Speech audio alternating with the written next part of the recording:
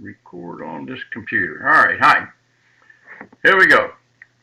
You remember last week, King David was just coming into the picture as the second anointed king in Israel, and his reign is remembered in Jewish tradition as the first golden age of the Jewish people.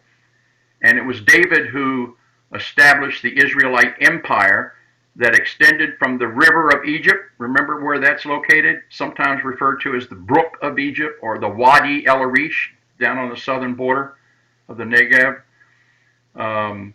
near present day El Arish in Egypt. It extended from there all the way to the Euphrates River up in Mesopotamia. That's a long ways.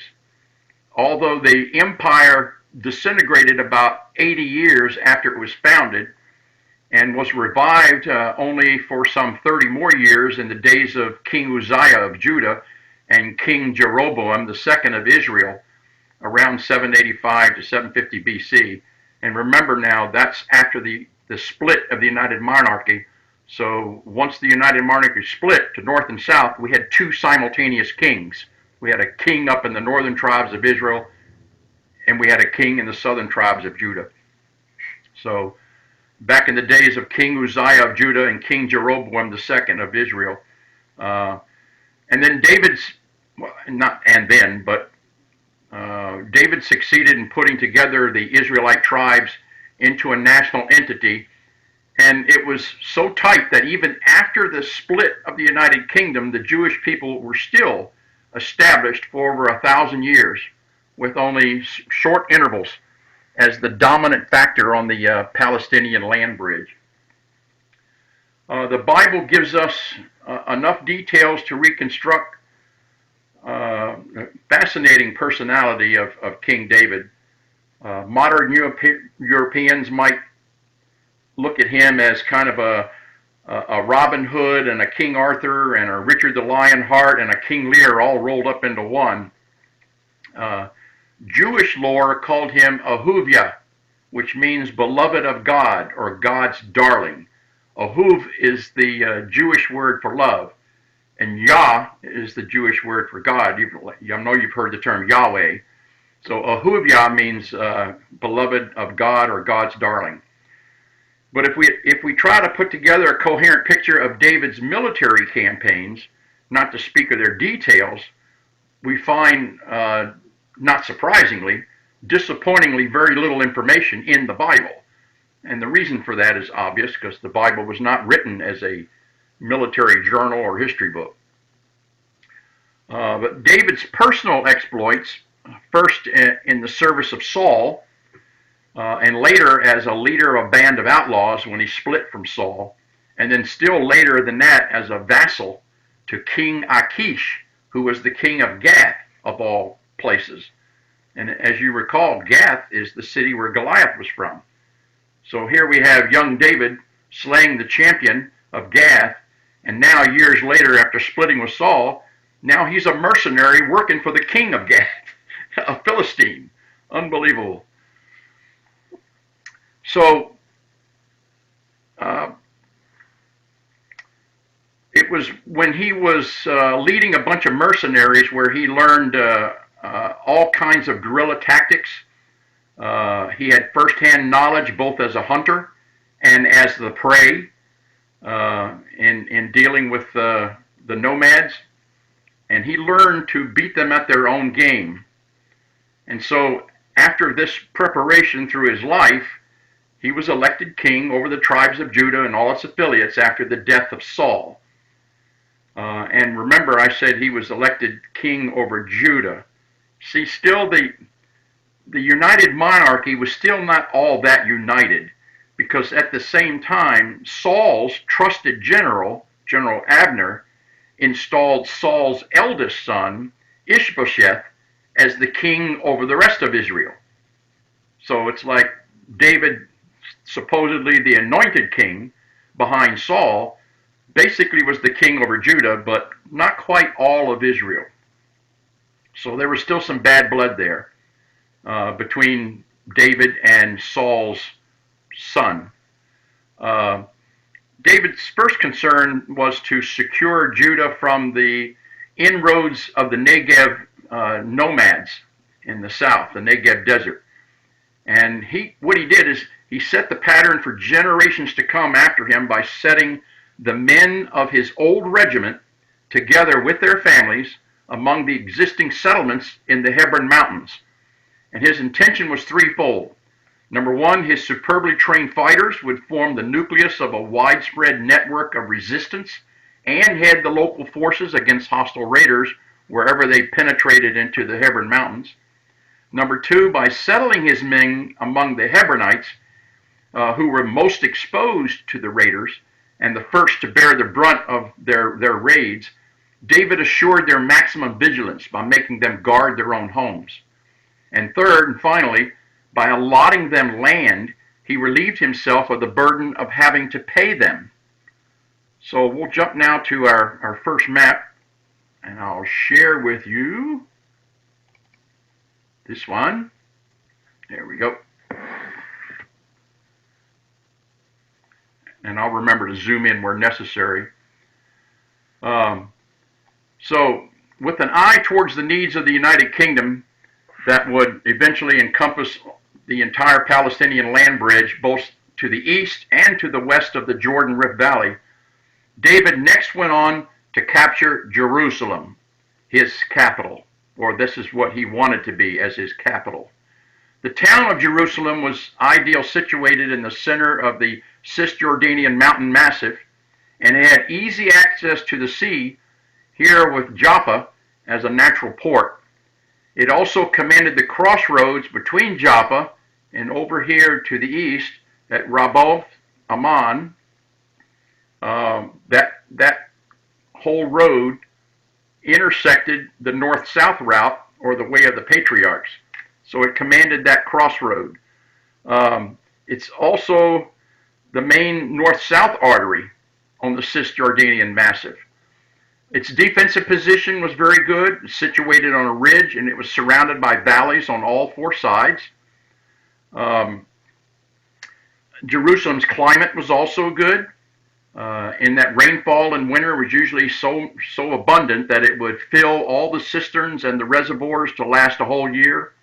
And as late as the year 1948, in fact, not long after World War II, when the Jewish sector of Jerusalem was cut off from the outside world, the rainwater that had accumulated in the city's cisterns supplied the entire population for the entire siege.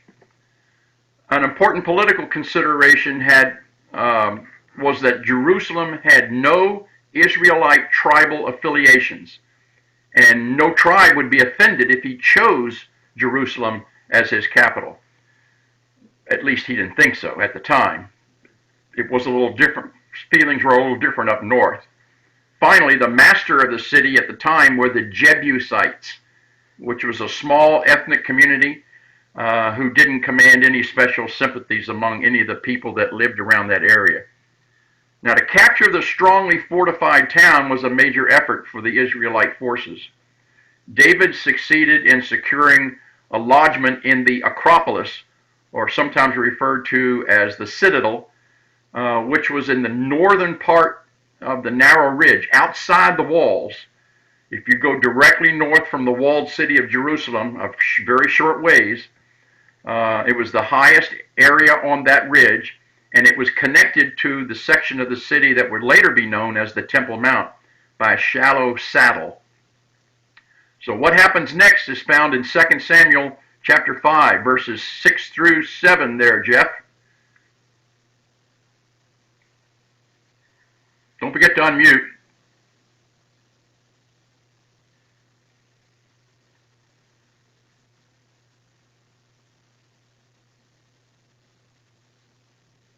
Nope, you're still muted.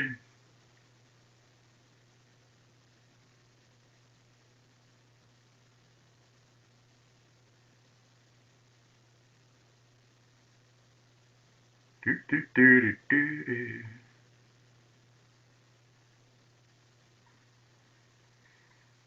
How about the space bar? All right.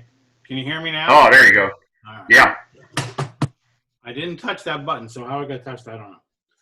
And the king and his men went to Jerusalem unto the Jebusites, the inhabitants of the land, which spake unto David, saying, Except thou take away the blind and the lame, thou shalt not come in hither.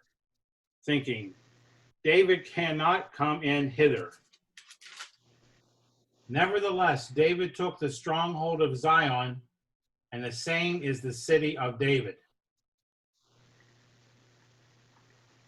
Okay, and Jim, if you read 1 Chronicles, chapter 11, verse 5. Sure. And the Jebusites said to David, You will not come here, but he captured the stronghold of Zion. It is the city of David. Okay, so there's a couple examples in today's session where you'll find that what's written in one book is there's a parallel verse in another book, keeping in mind that both the book of Samuel, who nobody really knows for sure who wrote that book, and the Chronicles, there is some evidence of who wrote the Chronicles, were written by two different people in two different times. But obviously the writer of the Chronicles that came much later probably had the benefit of the written word somehow from the first book or the book of Samuel, and probably used it as a reference when putting together the Chronicles. So David succeeded in capturing the citadel or the Acropolis, and then but he couldn't gain access to the town proper. The marshaling of the blind and the lame for the city's defense was not interpreted by David as like a derisive gesture, but more of a magic spell, which is well understood and therefore feared by the Israelites, which made them hold back. To give new impetus to the assault, David searched for a different approach. Now remember, he's marshaled in the Acropolis, which is directly north of the walled city. He spotted a passage cut into the rock and partly underground that led from the town down the eastern slope of the ridge to the Gihon Spring. Art, you got 2 Samuel verse 5 and 8, chapter 5, verse 8? Yes. David said on that day, Whoever defeats the Jebusites, let him go through the water shaft to reach the lame and the blind, who are despised by David. Therefore it is said, The blind and lame shall not come into the house.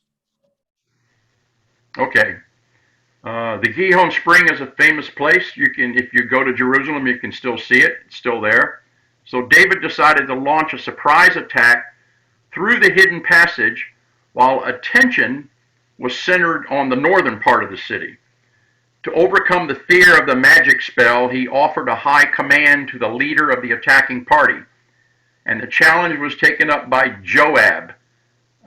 Dennis and Pat, you got 1 Chronicles chapter 11, verse 6? Yes. Now David had said, Whoever strikes Jabez first will be the commander and leader of the army. So Joab, the son of Zechariah, went up first and became the commander. Okay, and he was one of David's top commanders through most of his reign. It's safe to assume that the Jebusites were taken largely by surprise when all of a sudden Joab and his men appeared at the head of this secret passage from the east, and that enabled him to gain a foothold around this new approach, and then the additional men streamed in through that new opening and captured the city. The capture of Jerusalem triggered off the first of several Philistine interventions, but by the last of these, the Philistine power was broken, and a Jewish bailiff sat in their capital here at Gath, Goliath's hometown, before it was over and done with. The first two Philistine interventions seem to have come fairly close together. Back to you, Jeff, 2 Samuel chapter 5, verse 17 through 25, a long one. But when the Philistines heard that they had anointed David king over Israel, all the Philistines came up to David, and David heard of it and went down to the hold. the Philistines also came and spread themselves in the valley of Rephaim. And David inquired of the Lord, saying, Shall I go up to the Philistines? Wilt thou deliver them into my hand?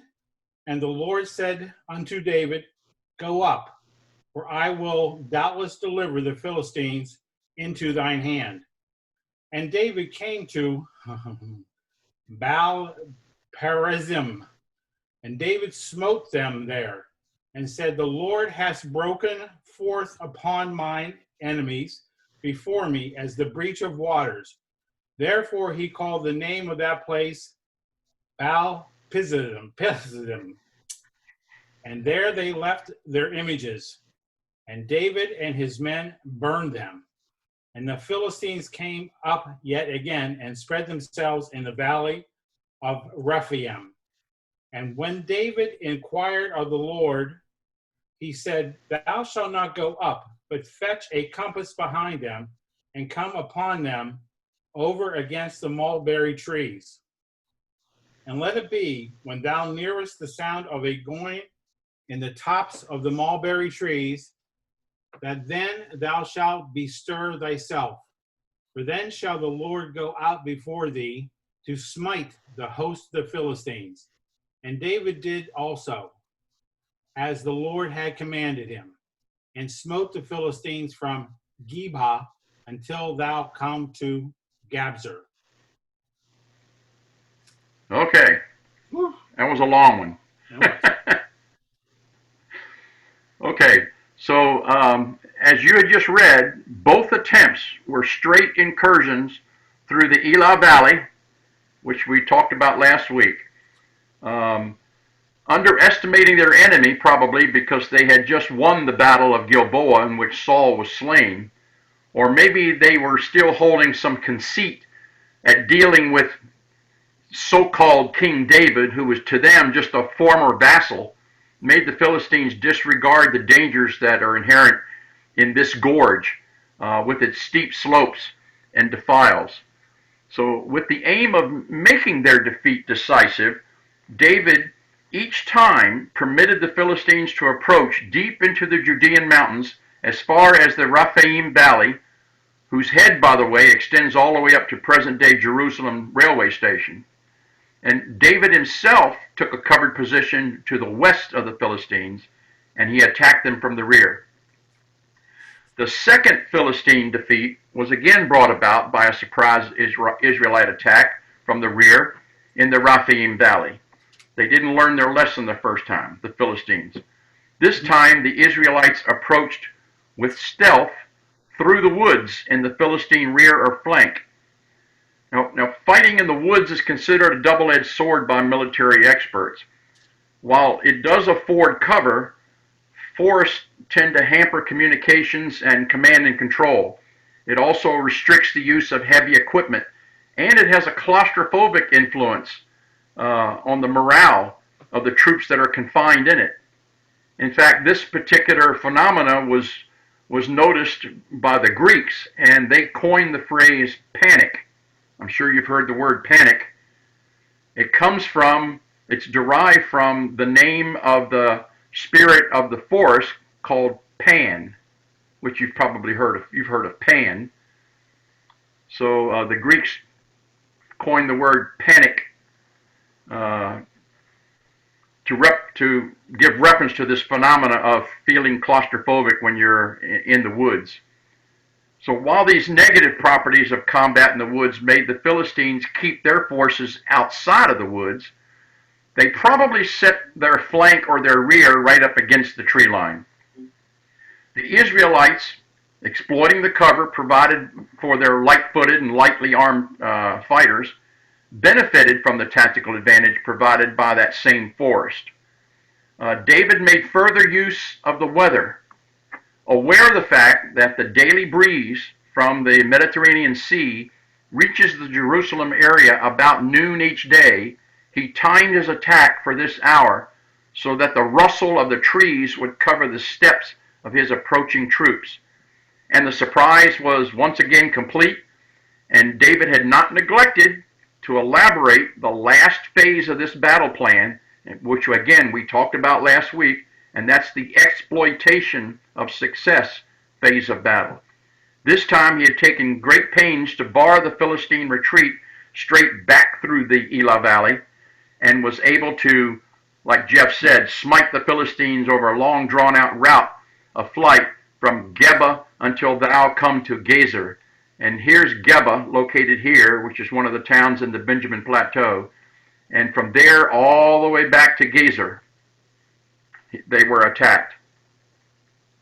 After the second Valley of Rephaim battle, David then took the initiative to subdue the Philistines once and for all.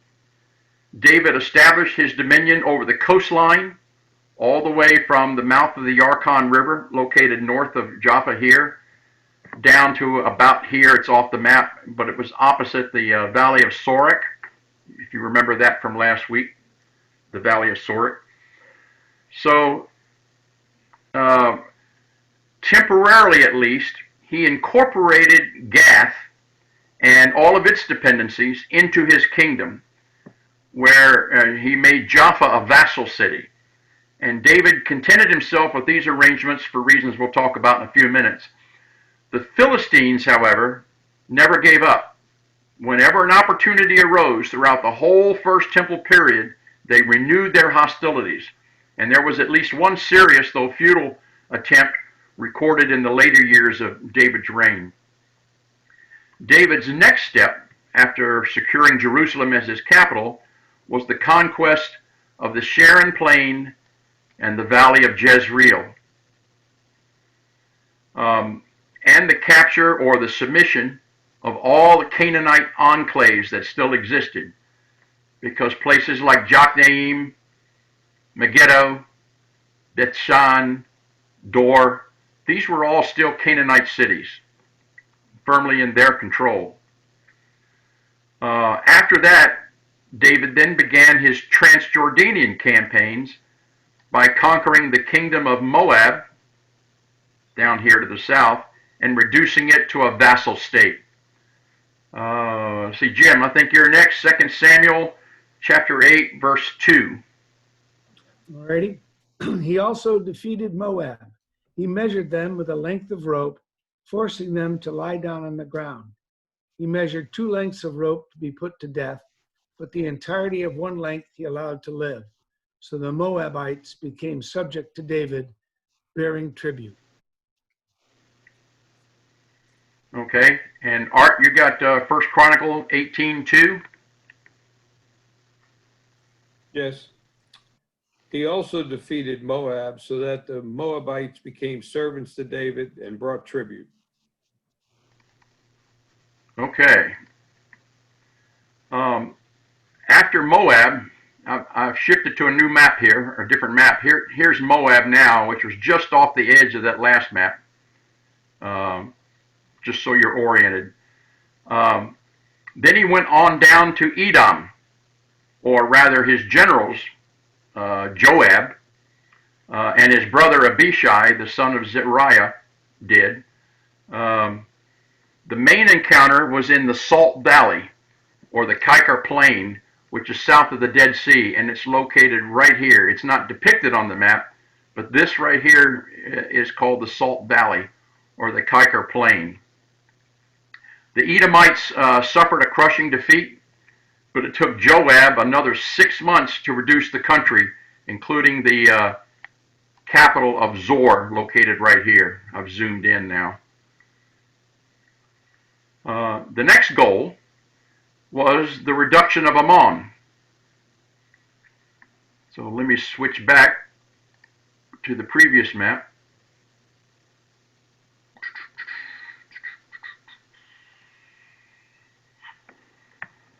Where is it?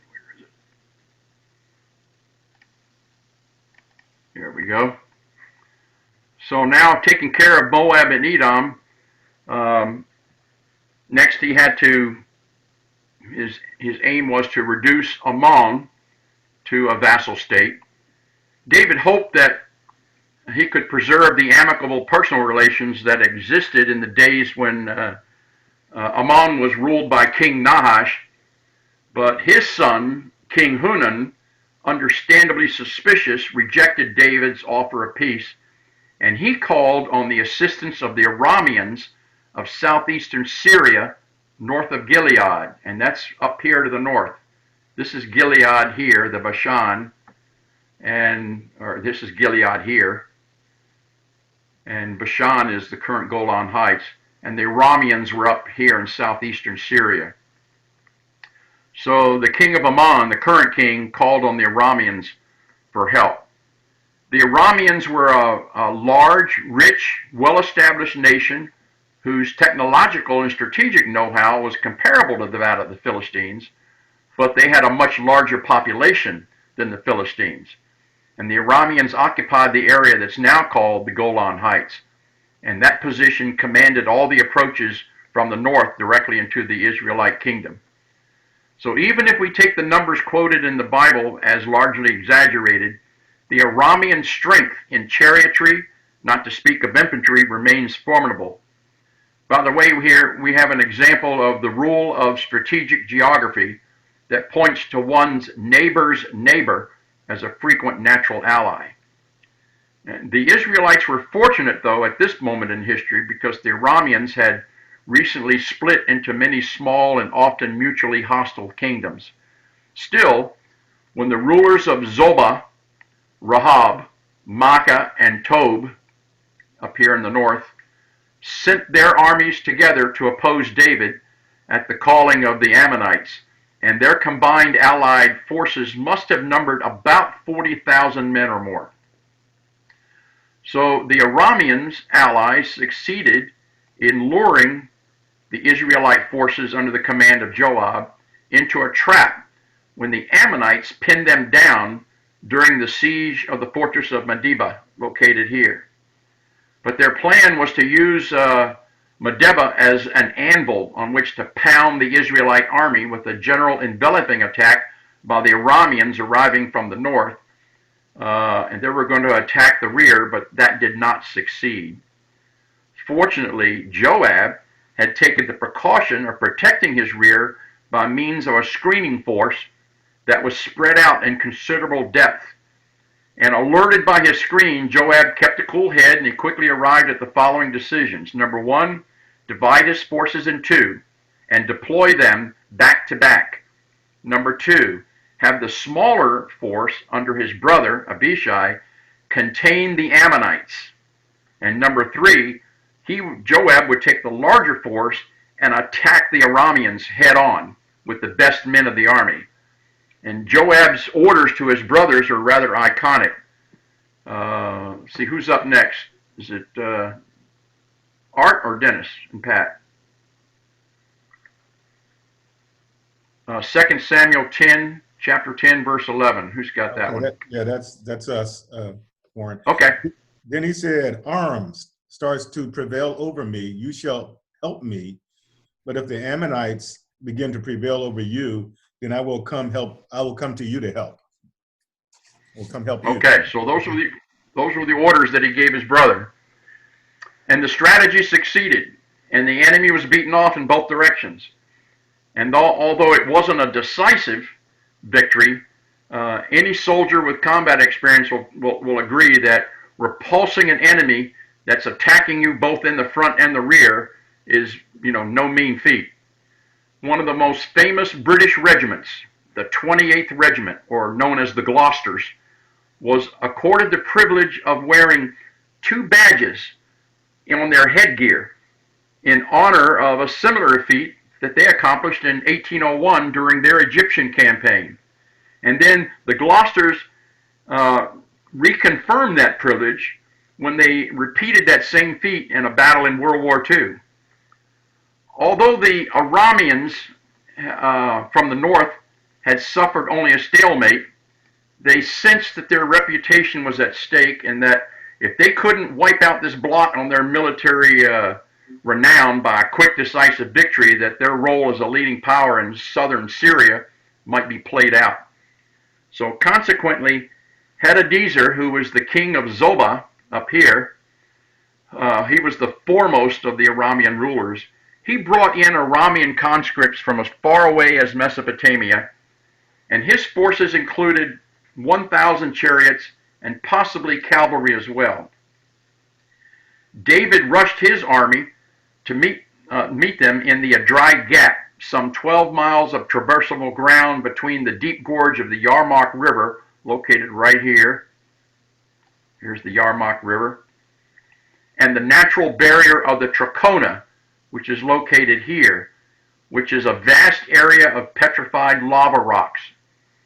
And it was in this exact same place, 1,300 years after David, that the Byzantines were able to withstand the Muslim armies between 334 and 336 AD. And it was also through this same area that the British moved against the Vichy French in World War II in 1941. The armies clashed at Helam, which is shown by the arrow here to be just off the map. They clashed at Helam, and the Israelite victory was again complete. And all the Aramean kingdoms from Zobah southwards accepted Israelite domination. Even the king of Hamath hurried to appease David by paying a sizable tribute. So, Jeff, back to you, 2 Samuel chapter 10, 15 to 19. When Aram saw that they had been defeated by Israel, they assembled together. Hadazir sent for them and summoned the Arameans who were beyond the river, and they came to Helam. Shobek, the commander of the army of Hadazir, led them. When David was informed of this, he assembled all of Israel.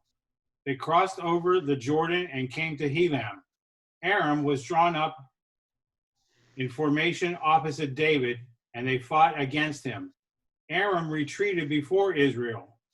David killed 700 charioteers, 40,000 horsemen from Aram, and wounded Shobak, the commander of the army, so that he died there. When all the kings who were subject to Hadazir realized that they were being defeated by Israel, they made peace with Israel and became subject to them. From then on, Aram was fearful of further helping the Ammonites. Okay. Jim, you got 1 Chronicles chapter 19, verses 16 to 19. Sure. When the Arameans saw that they had been defeated by Israel, they sent messengers and summoned the Arameans who were beyond the river. And Shobak, the commander of Hadazer's army, went before them. And when David was told about it, he gathered all Israel, crossed over the Jordan, and came against them. He divided his ranks and prepared to engage the Arameans in battle, so they fought against him. But the Arameans fled before Israel, and David killed 7,000 chariot drivers and 40,000 infantrymen of the Arameans, killed Shobak, the commander of the army. And when the servants of Hadazer saw that they were defeated before Israel, they negotiated peace with David and served him. So the Arameans were not willing to aid the Ammonites in battle again. Okay, so you see again how similar those passages were. So after all these events now, David was able to, again, once focus on the reduction of Ammon, unhindered by the Arameans from the north, which he completed by capturing Rabbath Beni Ammon, the town, after Joab, his general, succeeded in cutting off the city's water supply.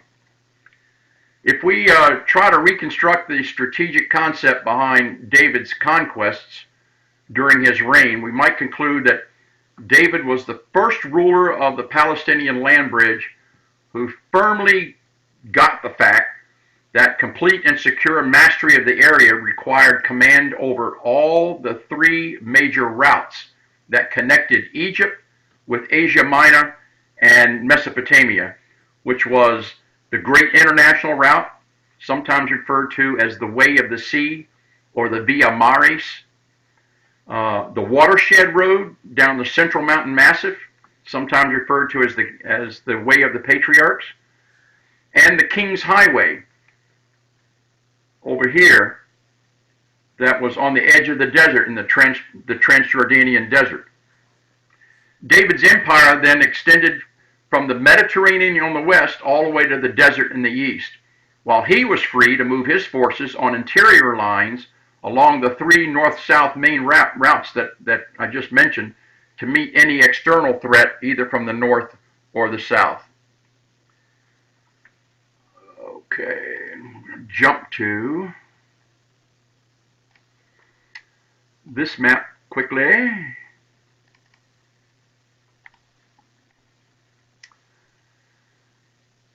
As to David's Mediterranean flank, remember we had talked that one of the problems that has always faced the ancient Israelites was their long extended coastline.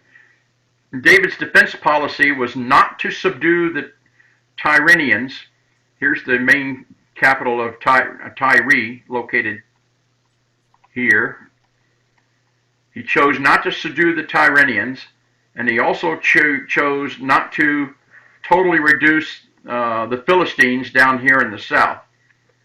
And the explanation lies in the fact that the Israelites were at this time very much a nation of landlubbers. They sorely lacked a sufficient naval tradition or seafaring knowledge, and they were thus unable to deal with their long coastline either from the point of view of defense or to exploit their position for purposes of trade and commerce.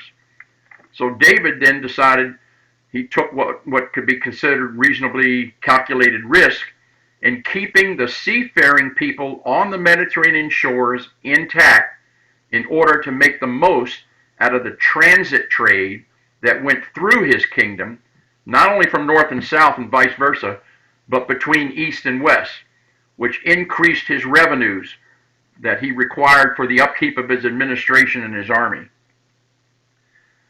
The Israelite army also underwent great change and development during David's reign. Together with the Solomonic army reforms from his predecessor, King Solomon, the new model served as a basis of the organization of the armed forces that continued through the divided monarchy. The basic rule of compulsory national military service for every able-bodied male in the tribal period was adopted by royal charter that the Bible ascribes to Samuel. So let's see, Art, I think you're next. 1 Samuel 8, verses 11 through 16. And he said, "This will be the judgment concerning the king who will reign over you. Your sons he will take in order to place them for himself and his chariots as his horsemen, and they will run before his chariot. And in order to assign for himself captains of thousands, captains of 50s, and to plow his ground, and to gather in his harvest, and to make his weapons of war and the equipment of his chariots. And your daughters he will take for perfumers of war, perfumers of war, cooks and bakers. And your choicest fields and vineyards and olive groves he will take and give them to his servants. And of your seed fields and your vineyards he will take 1/10 of them to give to his servants. Take 1/10 of them of their harvest and give it to his high officials and to his servants.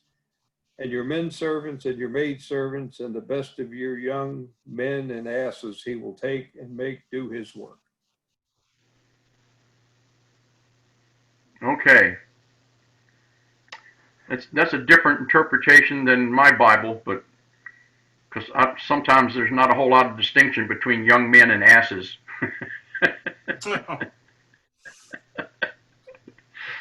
So, okay. I'm being admonished by Pat. What Bible is that? So the technical term for the National Army was, in short, the people.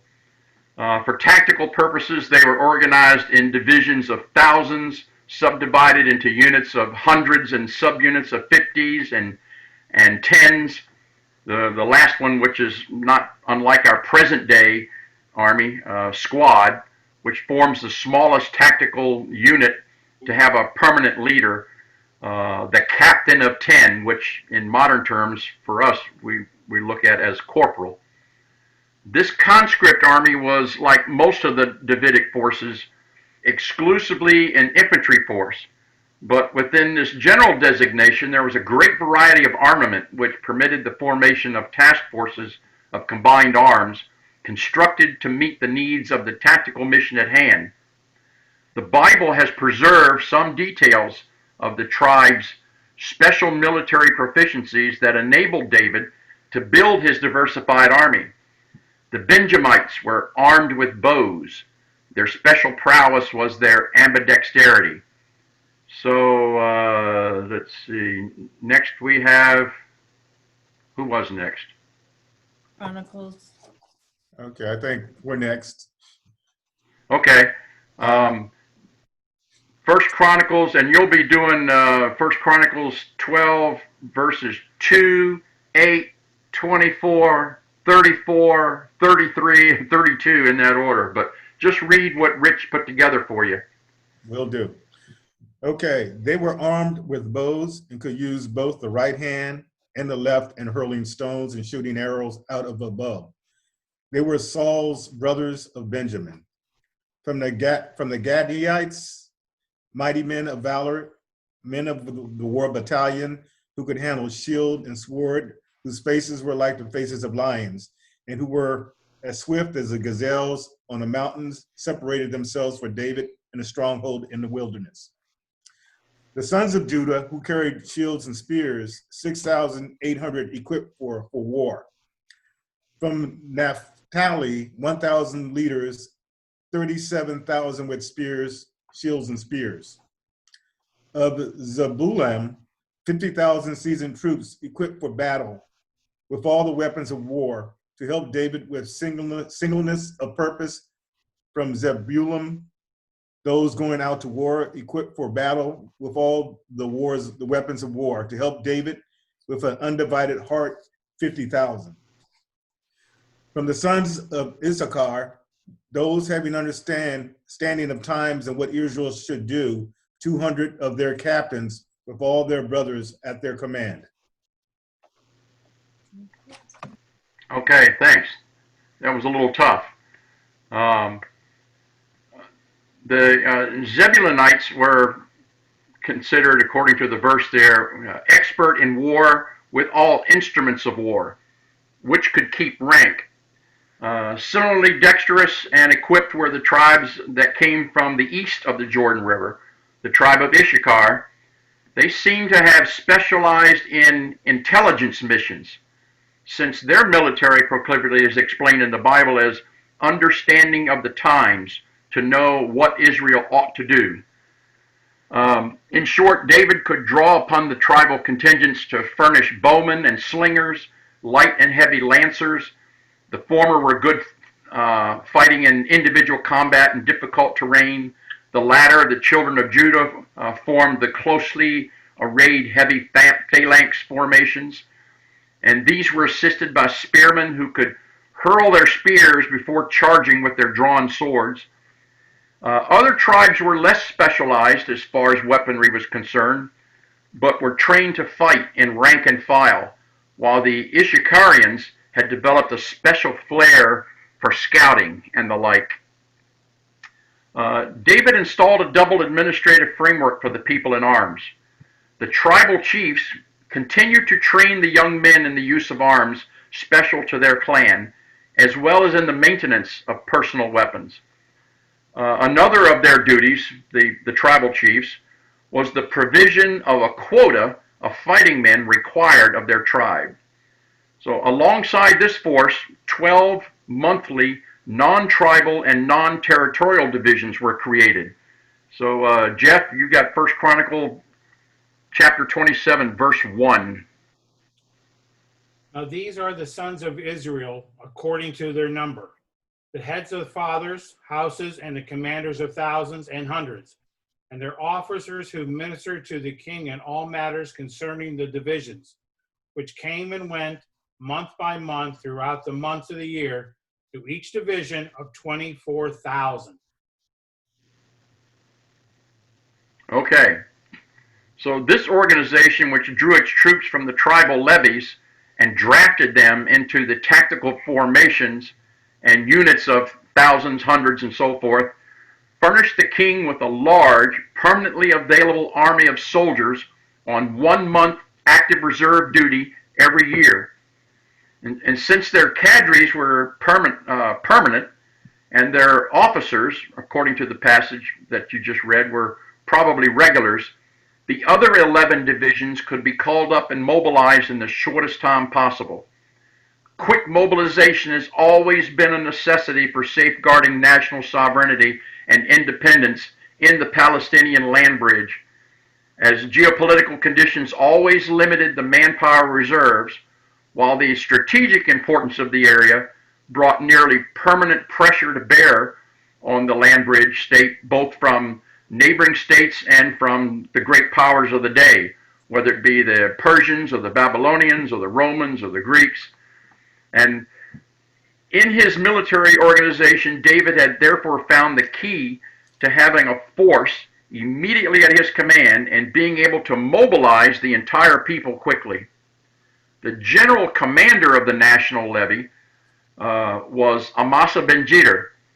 His clashes with Joab, David's chief general, the ranking chief of the regulars, was undoubtedly an ill-defined spheres of authority between them caused problems that have always plagued cooperation and relationships between regular forces and reserve forces, even today.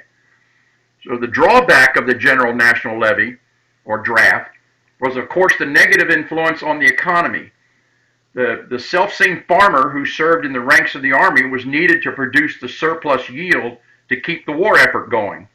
And the longer he was kept under arms, the greater the danger of his private economic ruin and the collective influence on the economic health of the nation as a whole. All forms of society throughout history have grappled with this problem. In Davidic times, one way of easing the economic pressure was to plan the campaigns for the easier agricultural seasons, such as early summer. And the Bible refers to this season in sort of a matter-of-fact way as, quote, the time the kings go out to battle. The enemy, however, has not always been so obliging to give battle and then to surrender within the limits of that season. So David therefore followed the common practice and established a standing, regular army of career soldiers who were able to serve for long periods and could be trained intensively during peacetime. David's regular army was made up of two corps, the Gibborim, referred to in the King James Bible as the mighty men, and the foreign mercenaries. The Gibborim comprised of 2 regiments, and these 2 regiments were built around the nuclei of what is known as the first 30 and the second 30. So within each of the 2 regiments, there was a nuclei of 30 men, known as the first 30 and the second 30. The first 30 was the band of loyal followers and retainers that had formed around David when he was in exile, and each of them had proved themselves in battle. The second 30 was a similar troop that had formed when David received the crown of Judah. They were probably recruited from among the Transjordanian tribes, probably before David's election by the rest of the people. And these two groups of 30 were bound to the king by common bonds, exploits. They shared much of the same experiences in unorthodox warfare as a means of neutralizing the superior armament and technical skill of hostile armies they faced. And in making these 230s, the nuclei of his standing army and the spearheads of his campaigns, David was able to instill in his regular forces much of the same spirit and tradition of the days of pre-regular warfare. It's commonly held that the modern parallel of having built the current, today's, Israeli Defense Forces largely around the pre-state underground, the pre-state Israeli underground known as the Haganah, and especially its shock troops, the Palmash. It goes a long way to explain the unorthodox approach that's typical of the Israeli soldier today. The 30 also furnished the king's bodyguard, and many of the high civil and military dignitaries were chosen from these groups of 30. That's the first corps. The second corps of David's regular army was made up of the mercenaries. While the general host was commanded by Joab, his favorite general, the foreign mercenaries came under the command of Benaiah ben Jehoiada. The ranking foreign officer was Ittai, who was a Gittite, and he came, believe it or not, from the Philistine town of Gath. So the entire second corps of David's standing army was commanded by a guy from Gath, a Philistine mercenary. These mercenaries were undoubtedly good fighters. Their armament was heavier than most of the Israelites, and some of them may eventually have been mounted. Their loyalty, though, to King David was proved beyond a shadow of a doubt when they refused to abandon their royal master when they were released from their oath of fidelity. There are some allusions to the fact that this nucleus, the nucleus of these foreign fighters, was already included alongside the Gabborim in David's core troops when he himself was a mercenary in the service of King Achish, the king of Gath. So one more Davidic innovation deserves mention here. Remember, I think it was in the very first lesson we talked about the Levites as the priestly tribe. The Levite settlements were determined by Joshua, about 1,000 years before all this is going on here. The Levites were located in districts that had permanent security problems, either because they were border districts or they were newly acquired lands of major strategic importance, such as the Carmel Ridge, the main barrier of the Via Maris, or the Way of the Sea, or the Great International Route, and the territory of Dan, as you see here, and the territory of Naphtali. David placed them there not by accident. The Levites, with their special religious zeal and knowledge, combined their moral and religious strength with military prowess in providing a permanent guard against unwanted spiritual as well as physical infiltration across the borders in the north. I'm going to jump to another map.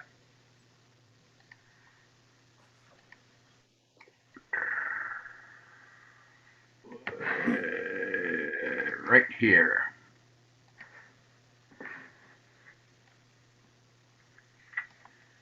After David had, we're switching gears here. I'm bringing this map up because time-wise, David's reign has now ended. And now we're moving on to the next great king, Solomon. After David had established the Israelite empire on the main strategic thoroughfare on the ancient Eastern Mediterranean, it was Solomon's task to guard his possessions against any foreseeable attempts either by Egypt down here to the south, and here's the river of Egypt, the brook of Egypt, or El Arish that I mentioned earlier. So any incursions from Egypt or from any of the northern powers in Asia Minor or Mesopotamia. There exist two basic incentives for the permanent fortification of any given realm.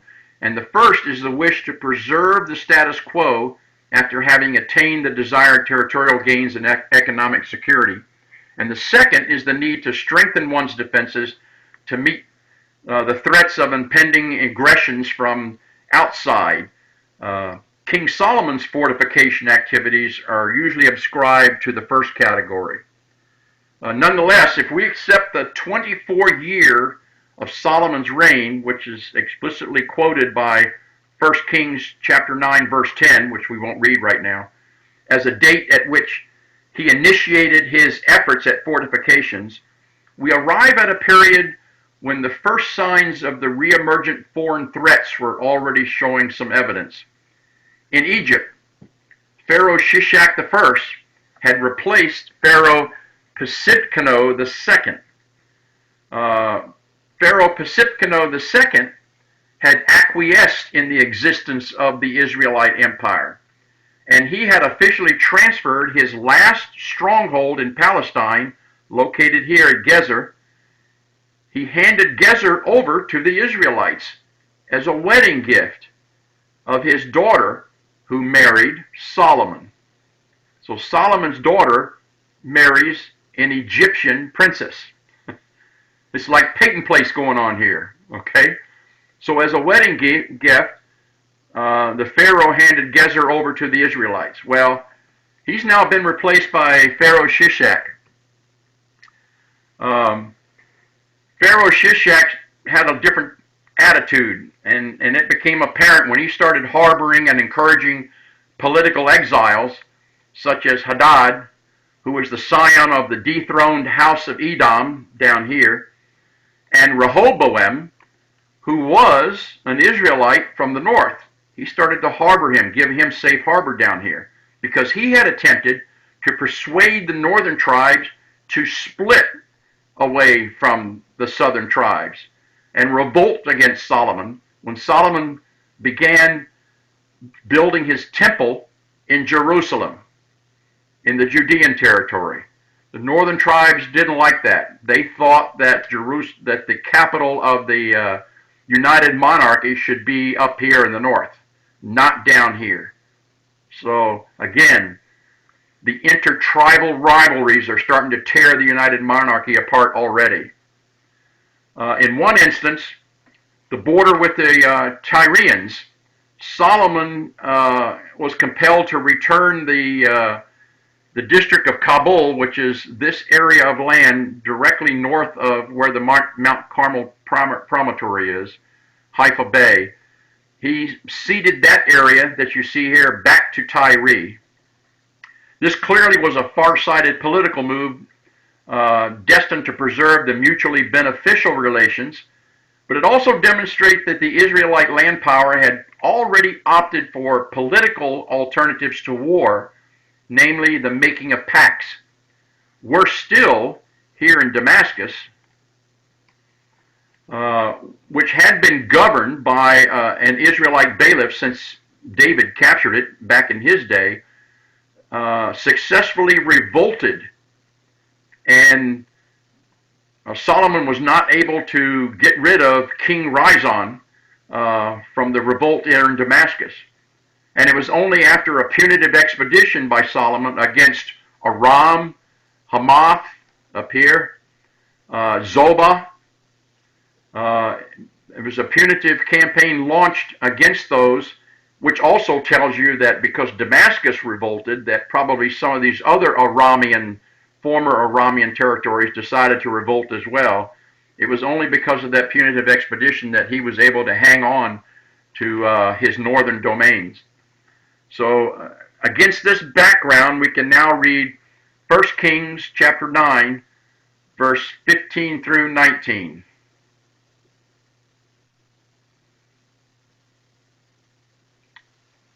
Boom.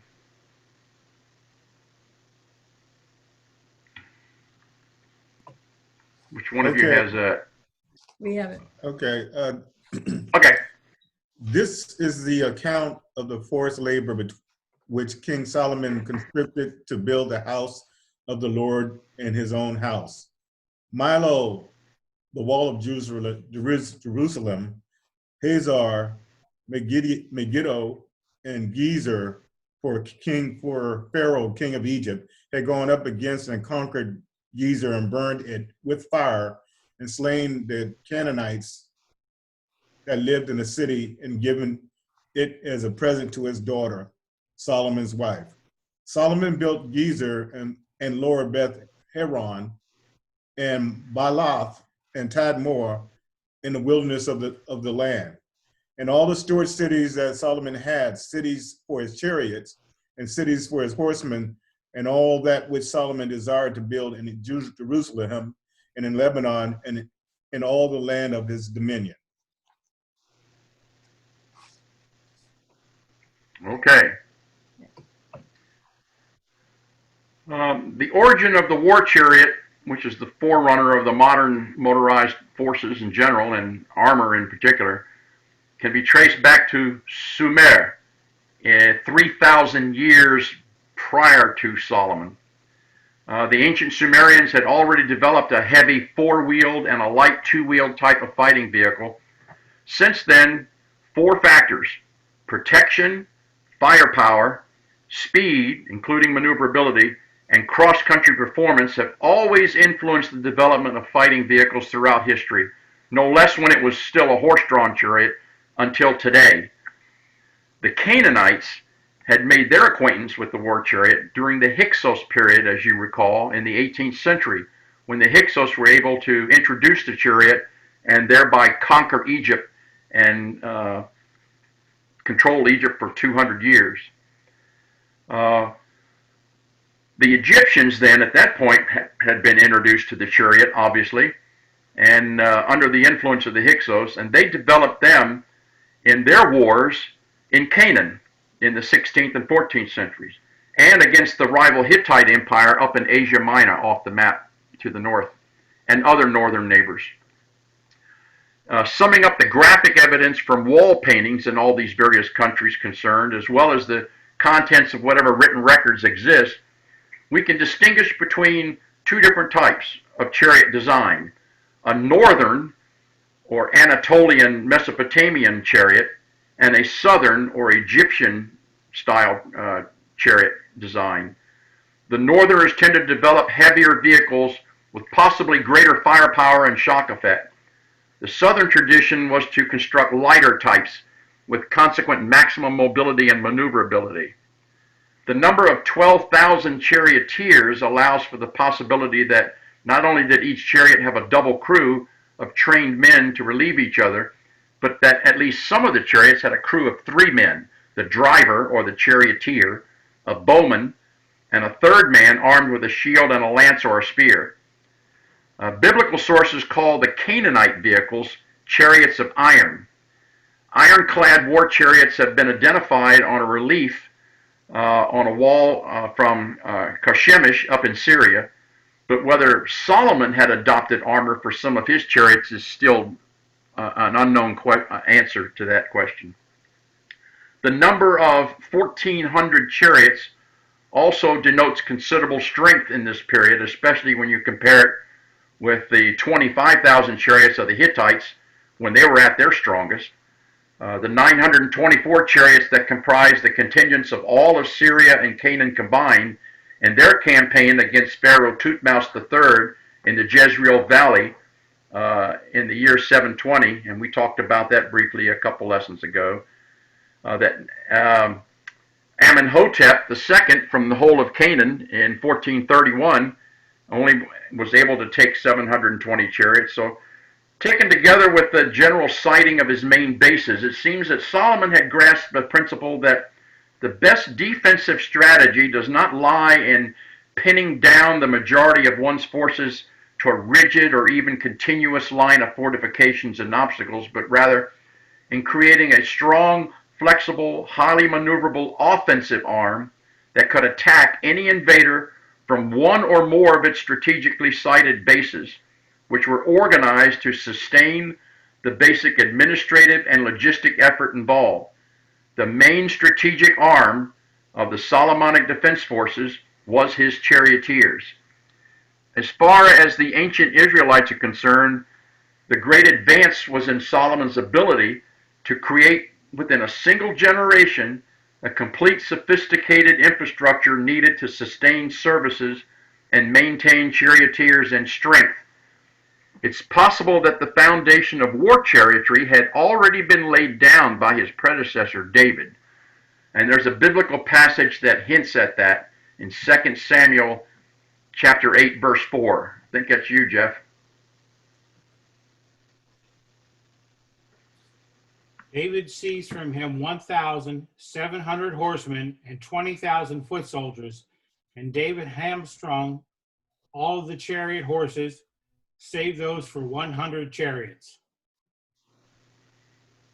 Yeah, so after that event, David kept horses for 100 chariots.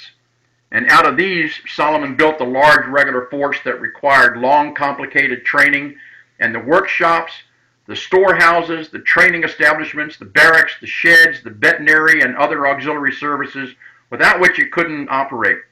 And all these come under the heading of what the Bible calls store and chariot cities that are mentioned in the Bible. Let me jump to another map. I think we missed Kings 10 to 26. Did we? If you're wrong. And I think we jumped ahead. Huh? Am I wrong? Oh, yeah, we did. I was surprised when you called on, to be honest. I didn't realize. Oh, okay. We kind of Okay, think so- the same thing. You want to read that quickly? With me? Yeah. Solomon gathered together chariots and horsemen. He had 1,400 chariots and 12,000 horsemen, whom he stationed in the cities for chariots and with the kings at Jerusalem. Oh, okay. Gotcha. So you read Art's passage, so You want me to nickel or? No, you didn't. You skipped. Oh, I read mine. You oh skipped- no, he read Jim's. So Jim, you get a reprieve. Art, you got the next one. So. Yeah, I was going to tell you, you skipped 2 Samuel, but your narrative covered the whole thing. It didn't matter. Oh, okay. Let's see. This is the. All right. New map. But if you notice down here in the corner, this is just a small version of the previous map, which shows the entire empire at that time. The offensive, defensive character, both on the strategic and the tactical level of the main Solomonic fortifications, you can clearly see it if you examine the locations that were mentioned. I believe it was Dennis that went down through the list there. First, you have right up here Hatzor. Hatzor guarded the major highway from Israel into Syria, the highway known as the Way of the Sea or the Via Maris, the great international route. Near the point here where it branches off into two roads, one going straight north along the Jordan Valley, the other one not shown here ascends the Syrian plateau, the Golan Heights, or the Bashan, straight up into Damascus. Megiddo, located here, commanded the main east-west axis, right through the valley of Jezreel.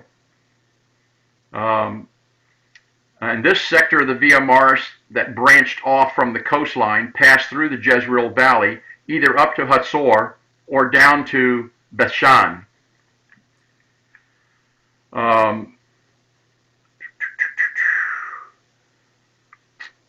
Tamar, which is way down here to the south, right here, Tamar commanded the southern approaches to the realm from the Araba Valley. So now we'll jump to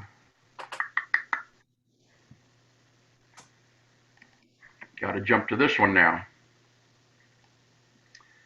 Gezer, I'm shifted south now. Gezer, located here, was located in the center of the foothills that served as the natural barrier against anyone attempting to penetrate the hill country in the direction of Jerusalem from the coastline. It guarded the lower Sorek Valley, which led to that of Elah. Here's the Sorek Valley, upper Sorek Valley, and this is where the Valley of Rephaim is located, which has always served as an avenue of invasion and from armies coming from Egypt in many periods throughout Israel's history, such as Shishak, Necho, the Ptolemaic forces, which we'll talk about near the end of these lessons, during the Alexander the Great period in the 4th century BC, and then later on the Fatimides and the Malamukes, all the way down to General Allenby's columns after his breakthrough at Beersheba in the year 1917. Lower Beth Horon, and that's depicted here as LBH. Lower Beth Horon blocked the Beth Horon Pass, one of the main ascents to the Central Mountain Plateau. As a main artery of war, it's known to us from the wars of Joshua on, including up to the modern times, the Arab-Israeli Six-Day War. All of these fortresses have the following tactical features in common. Their position was easily defended, often on a steep hill, amply provided with water, but they were in terrain that permitted the swift marshaling and deployment of chariots. This explains the choice of Lower Beth Horon in preference to Upper Beth Horon, which is naturally much better sited and further inland, except that Upper Beth Horon was unsuited for the deployment of chariots. Another trait common among these fortresses was they were always in a flanking position rather than in a blocking position. I got to quickly jump back to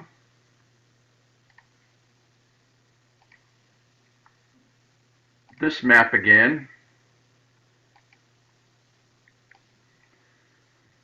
One more fortress is mentioned in 2 Chronicles 8, 1 through 6, and that's Tadmor. Oh, I'm sorry, not Tadmor, Tadmor, up here. Tadmor. This one belongs to a different category. Tadmor was the key to the great rich trade route that passed through the Syrian desert from Damascus here all the way up into Mesopotamia, and here's the Euphrates River there. So this was like a halfway outpost for the major trade routes. And the Israelis controlled this and the water sources, and they were able to control the caravans and furnish them or refurbish them with necessary tools, equipment, victuals. The general reserve of Solomon's army was kept in Jerusalem, down here. The Bible explicitly states that it included the strategic reserve of chariots. And so this implies the existence of well-guarded roads on which to move the chariots quickly, and the exploitation of the interior lines along the three major routes, both for offensive action outside the belt of fortified bases, or to sustain forces that were engaged in action around any of their fortified bases. So now we'll jump to our last map. We're getting to the end.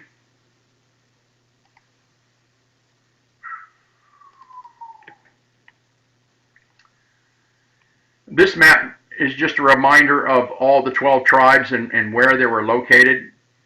The maintenance of provisions for the king and the administration as well as the army was based on a territorial schedule that may well go back to Davidic times.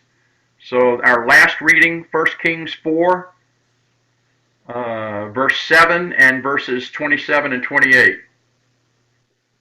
That's me. And I'm Okay. reading from the NIV. I looked at Rich's printed version and it's a little thin, so I'm going back to NIV. Okay.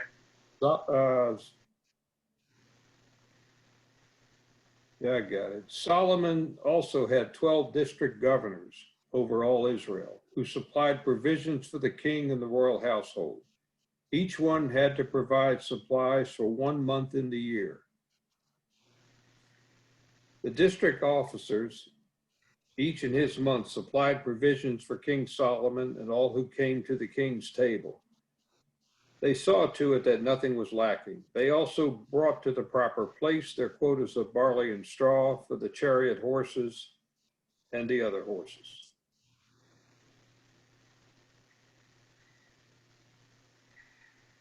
That's through 27, 28. Got it all? Yeah, that was it. The 28 Okay. they also brought to the proper place. That's it. Okay.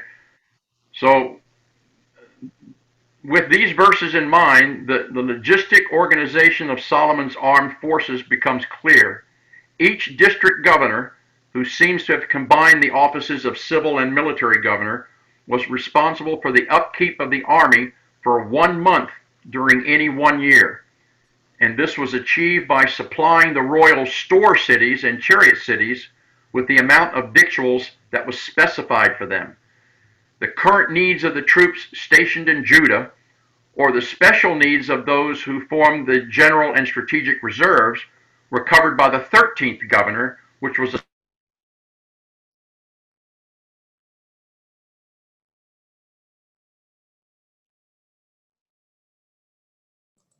We lost your audio, Warren. Lost audio. Yeah, we lost your audio.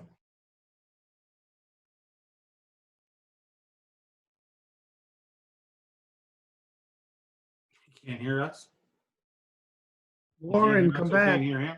Hey, Warren, I hear you guys, but I don't hear Warren. Okay. Warren. No, I don't either. It's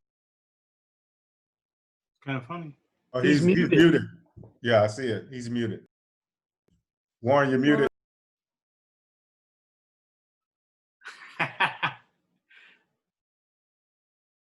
Warren, come back. And that's it for today. yeah. I was muted while I was testing my my system. You can hear me now, though, right? What? Okay. What? Yeah. Okay. So, as I said, with the verses in mind that Art just read, the logistics organization of Solomon's armed forces becomes clear. Each district governor who seems to have combined the offices of civil and military governor was responsible for the upkeep of the army for 1 month during any 1 year. And this was achieved by supplying the royal store cities and chariot cities with the amount of victuals specified for them. The current needs of the troops that were stationed in Judah, or the special needs of those who form the general and strategic reserve, were covered by the 13th governor, a special commissary for Judah. Now let me go back and share this map.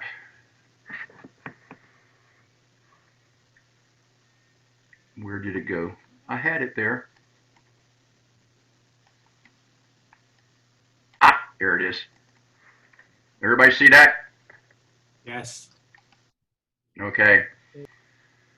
So the special importance of two of the districts is emphasized by the fact that their governors were the sons-in-law of King Solomon. One was here at the district of Dor, which is a main Israelite naval base on the Mediterranean, and the other was the district of Naphtali, which secured the area approaches from the Golan Heights and avenues from the north, including hostile Damascus up here. So to wrap things up, it's kind of astonishing to compare the elaborate logistics substructure of Solomon's army with that of Saul's army just 2 reigns earlier. When Saul was fighting the Philistines in the valley of Elah, David was dispatched by his father to replenish the dwindling supplies of his brothers who were in the army, not knowing, of course, that he was going to end up facing Goliath. In Saul's day, each individual had to provide his own upkeep, not to mention his own equipment. And how advanced Solomon's arrangements were regarding logistics is better understood if we remember that in the Carolingian Empire in France and in what's now France and Germany, back during Charlemagne's day, Charlemagne traveled each month with his court and his army from one district to another so that they could be fed and furnished with their provisions. So somewhat following Solomon's pattern. And I can stop sharing and turn off the recording. In case you ask me a question I don't know, I don't want that recorded. I have a question, Warren. Yeah. This is really a question from last week. A number of these battles and skirmishes, you find that some of the Israelites are circling around, attacking from the rear.